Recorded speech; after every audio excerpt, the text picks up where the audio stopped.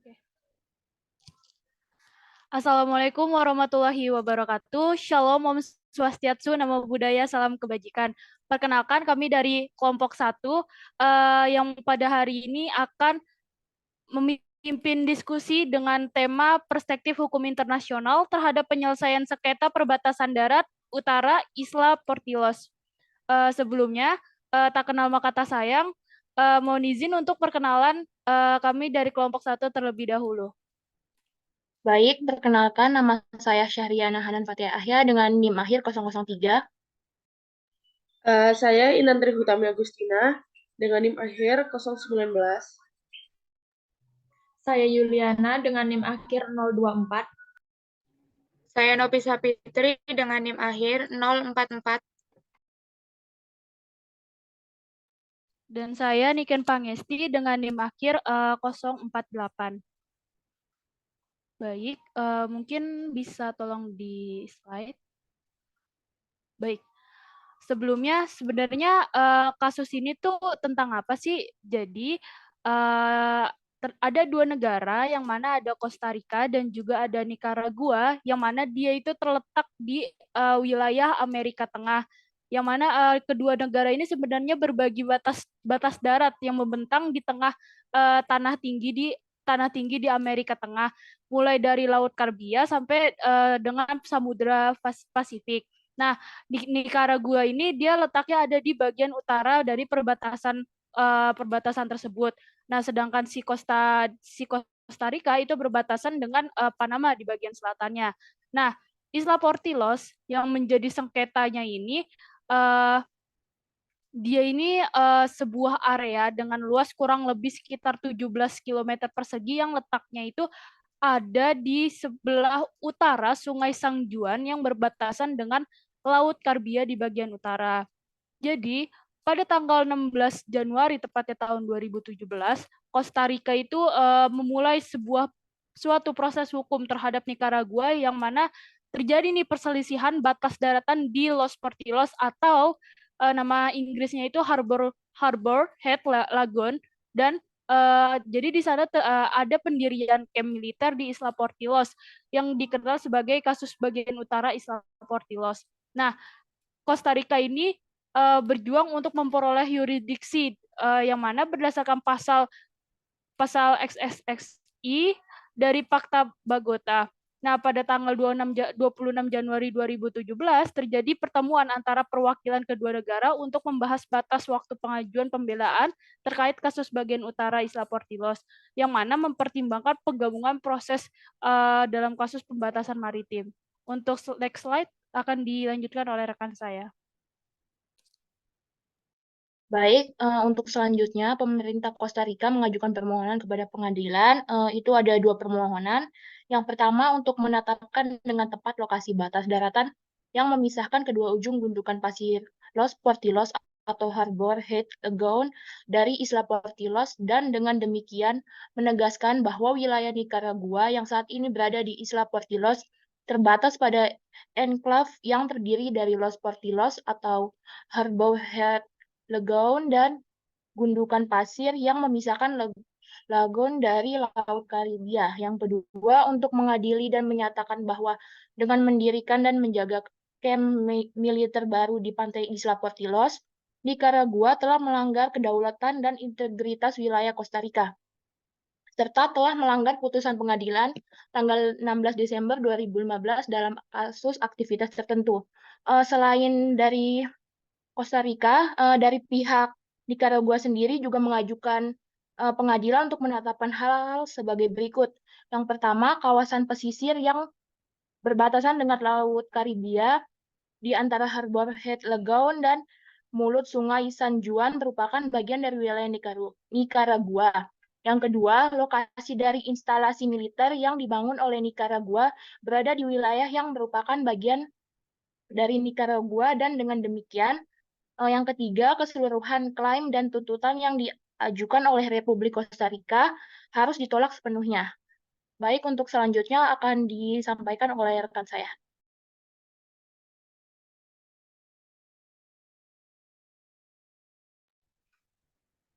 Baik, di sini saya akan menjelaskan tentang riwayat putusan pengadilan. Selama sengketa perbatasan tersebut berlangsung, sudah terdapat beberapa riwayat putusan pengadilan.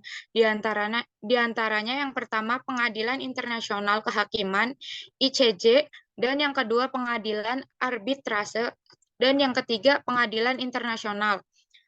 Putusan Pengadilan Kehakiman (ICJ) mengeluarkan putusan interim dalam kasus perbatasan antara Costa Rica dan Nicaragua terkait Isla Portillos. Putusan tersebut memerintahkan kedua negara untuk mempertahankan status quo di wilayah Isla Portillos dan menahan diri dari tindakan yang dapat memperburuk situasi. Selain itu, Nicaragua diperintahkan untuk tidak melakukan aktivitas konstruksi di sekitar kanal buatan yang berada di wilayah sengketa. Meskipun putusan interim tersebut, kedua negara terus berupaya bernegosiasi untuk mencapai penyelesaian damai. Namun, perbatasan ini masih belum sepenuhnya teratasi dan situasinya tetap rumit. Akhirnya, penyelesaian sengketa ini akan tergantung pada kesepakatan politik antara Costa Rica dan Nicaragua atau melalui proses hukum lebih lanjut di tingkat internasional. Putusan Pengadilan Arbitrase mengeluarkan putusan bahwa kekuatan mengikat sebagaimana diatur dalam pasal 10 lampiran V11 UNCLOS 1982. Pasal tersebut menyatakan bahwa penghargaan arbitrase bersifat final dan tidak dapat diajukan banding, kecuali jika para pihak yang bersengketa sebelumnya telah menyetujui suatu prosedur banding. Penyelesaian sengketa wilayah laut dalam UNCLOS tidak dianggap sebagai penyelesaian utama. Namun secara umum negara-negara di seluruh dunia lebih memilih penyelesaian sengketa wilayah laut melalui arbitrase daripada melalui Tribunal for the Law of the Sea. Selanjutnya, putusan Pengadilan Internasional. Pengadilan internasional memainkan peran penting dalam menyelesaikan sengketa perbatasan. Kedua negara dapat mengajukan khususnya ke Mahkamah Internasional dan mengikuti prosedur hukum yang diatur oleh pengadilan. Putusan Mahkamah Internasional dapat memberikan pedoman hukum yang mengikat kedua negara dalam menetapkan batas negara yang akurat dan sah. Baik, selanjutnya dilanjutkan oleh rekan saya.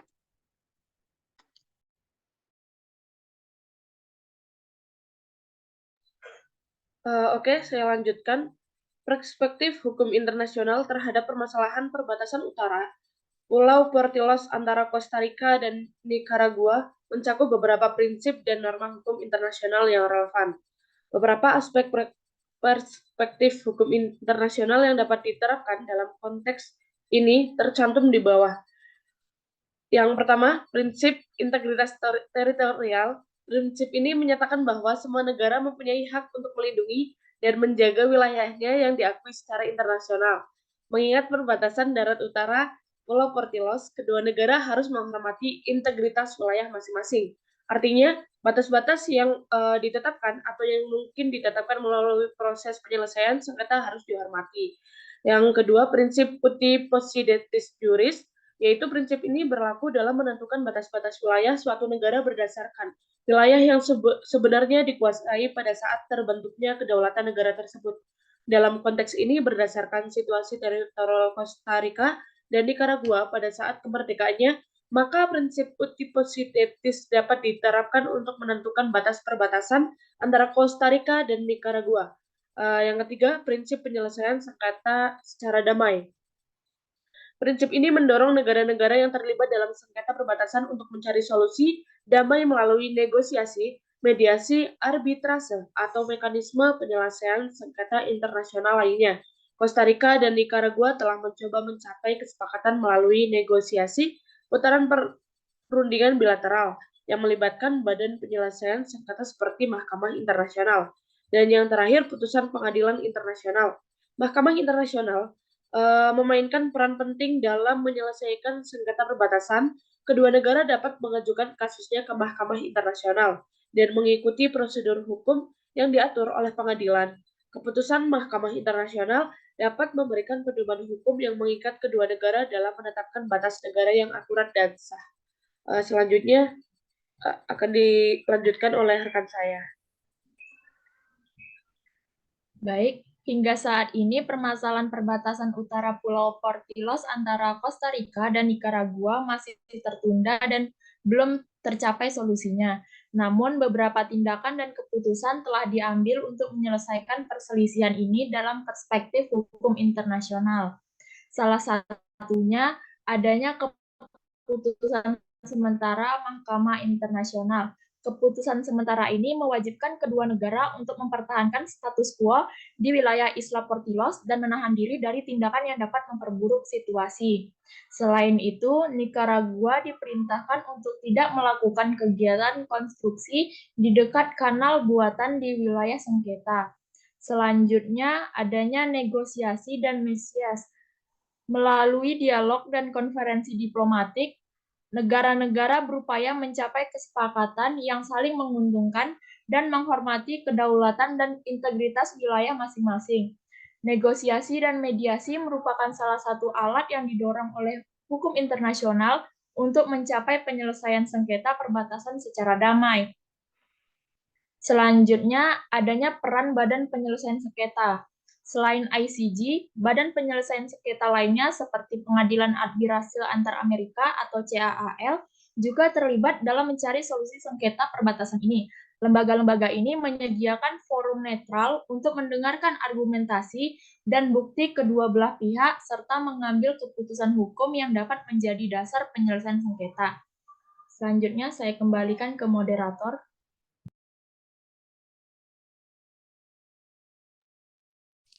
Baik, untuk kesimpulan presentasi hari ini, persoalan dari pembatasan di Pulau Portillos ini antara Costa Rica dan Nicaragua dapat dianalisis dari perspektif hukum internasional. Terdapat beberapa prinsip dan yang tentunya relevan seperti prinsip integritas teritorial, prinsip ius possidetis juris, penyelesaian sengketa secara damai, dan peran pengadilan internasional dapat ditetapkan dalam penilaian sengketa. Meskipun perselisihan ini belum terselesaikan, namun terdapat beberapa upaya yang dilakukan oleh badan perundingan bilateral dan penyelesaian perselisihan seperti di di CAAL. Nah, putusan sengketa ICJ memerintahkan kedua negara untuk mempertahankan status quo di kawasan Isla Portillos dan menahan diri dari tindakan apapun yang dapat memperburuk keadaan. Dalam perspektif hukum internasional, menekankan pentingnya menghormati prinsip-prinsip hukum internasional, yang mana mencari solusi damai dan mengikuti keputusan pengadilan internasional. Untuk mengatasi masalah ini, penting bagi Costa Rica dan juga Nicaragua untuk terus berkomunikasi dan juga bekerja sama untuk menemukan solusi yang adil dan langgeng. Mungkin dari kelompok 1 cukup sekian. Akan dibuka sesi tanya jawab untuk 5 orang penanya. Mungkin bisa raise hand terlebih dahulu.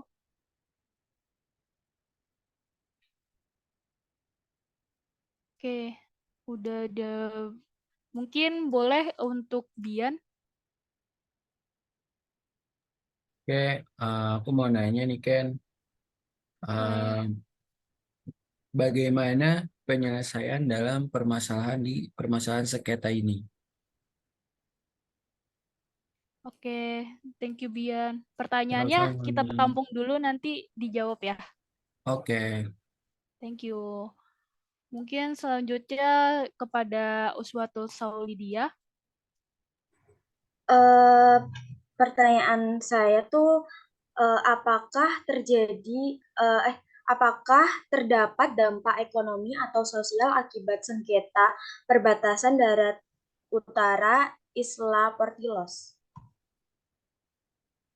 Oke, thank you Lili atas pertanyaannya. Mungkin bisa lanjut ke Indri Pangesti.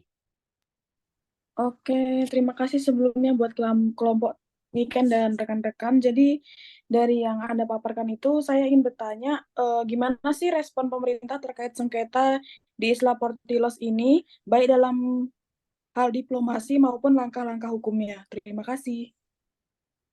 Oke, thank you Indri. Kemudian ada Rijal Jajuli. Kepada Rijal dipersilahkan. Oke, terima kasih Niken. Ini izin bertanya, bagaimana penyelesaian sengketa perbatasan darat utara Isla Portillos ini dapat berdampak pada hubungan regional dan global? Apakah ada potensi dampak terhadap perdamaian dan keamanan internasional? Oke. Thank you Rijal atas pertanyaannya. Untuk selanjutnya ada Siti Mastutik. Kepada Siti Mastutik dipersilakan. Baik, izin bertanya. Bagaimana respon pemerintah terkait sengketa di Isla Portillos, baik dalam hal diplomasi hukum maupun langkah-langkah hukum? Terima kasih. Oke, thank you. Sebelumnya, mohon izin untuk dari kelompok 1 diberikan waktu sekitar 2 menit untuk diskusi terkait jawaban ya. Mohon ditunggu.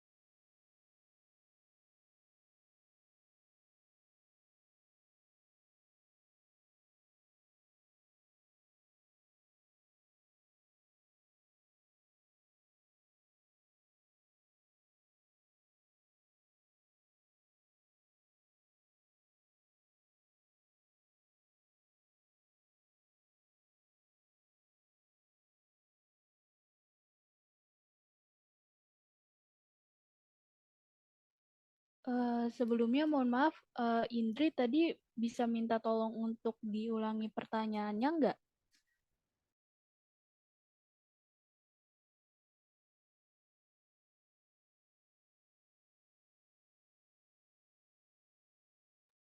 Halo Indri?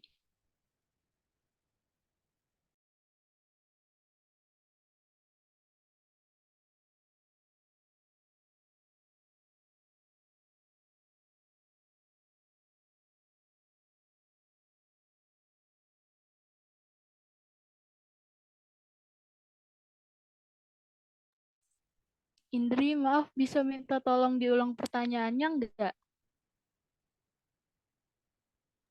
Bentar-bentar, Ken.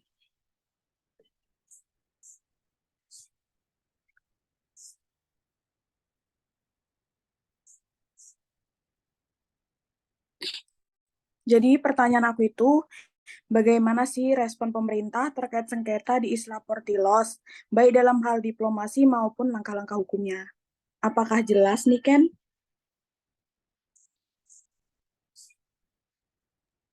Oke, udah jelas. Terima kasih, Indri. Sama-sama.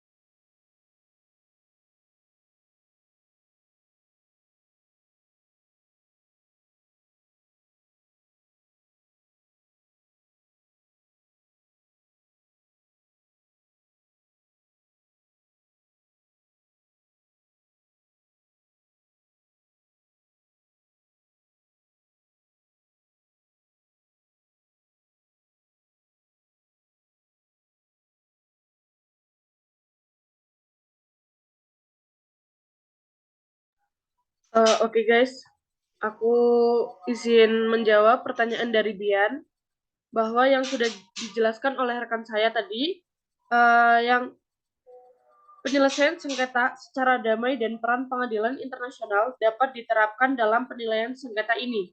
Meskipun perselisihan ini belum terselesaikan, upaya yang telah dilakukan dengan Badan Perundingan Bilateral dan Penyelesaian Perselisihan seperti ICJ dan CAAL, putusan sementara ICJ memerintahkan kedua negara untuk mempertahankan status quo di kawasan Isla Portillos dan menahan diri dari tindakan apapun yang dapat memperburuk keadaan. Itu apakah membantu, Bian? Ya, sudah cukup, Intan. Terima kasih atas jawabannya. Sama.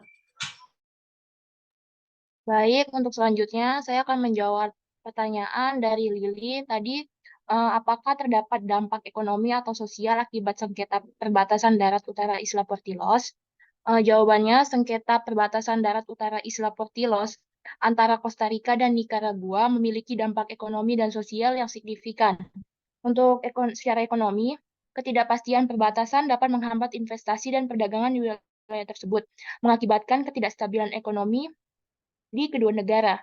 Untuk Sosialnya, sengketa tersebut bisa menyebabkan ketegangan antara penduduk kedua negara, mempengaruhi hubungan masyarakat, dan menciptakan rasa tidak aman. Solusi damai dan dialog antar negara menjadi krusial untuk mengurangi dampak negatif ini. Apakah sudah menjawab? Iya, sudah menjawab, ya.